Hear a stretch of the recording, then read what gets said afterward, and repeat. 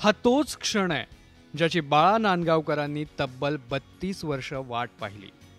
बाळा नांदगावकरांच्या हातात ही जी वीट आहे ती वीट त्यांनी 32 वर्षांपूर्वी अयोध्येतून आणली होती आणि आज त्यांनी ही वीट राज ठाकरेंच्या हातात दिली.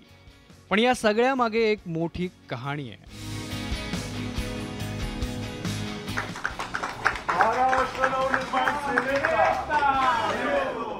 डिसेंबर 1992 ज्यावेळी अयोध्येत बाबरी मशीद पाडण्यात आली तेव्हा बाळा नांदगावकर कारसेवक म्हणून तिथे हजर होते. बाबरीच्या ढाच्यातून नांदगावकरांनी त्यावेळी 2 विटा आणल्या आणि त्याच वेळी त्यांनी शपथ घेतली.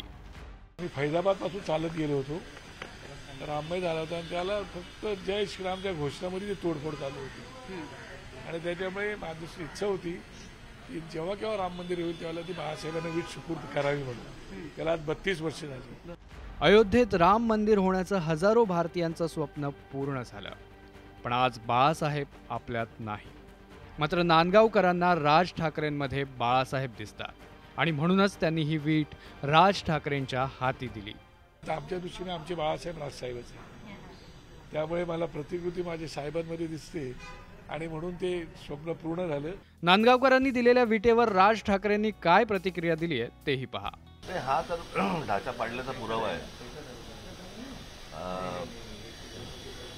आता मला राम मंदिर ज्या विटांमधनं बांधलं त्यातली पण एक वीट आणायची, म्हणजे जी उरली असेल ती.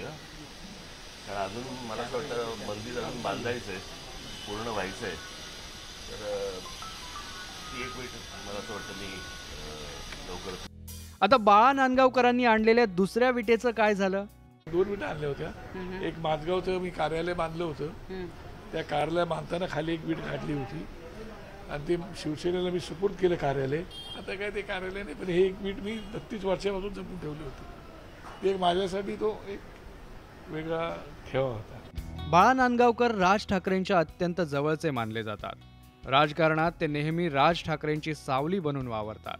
बाबरीची 32 वर्ष सांभाळून ठेवलेली वीट बाळासाहेबांचे वैचारिक वारसदार म्हणून राज ठाकरेंकडे देताना त्यांच्या चेहऱ्यावरचे भाव बरंच काही सांगत होते. प्रणाली कापसेसह bureau report, news 18 Lokmat, Mumbai.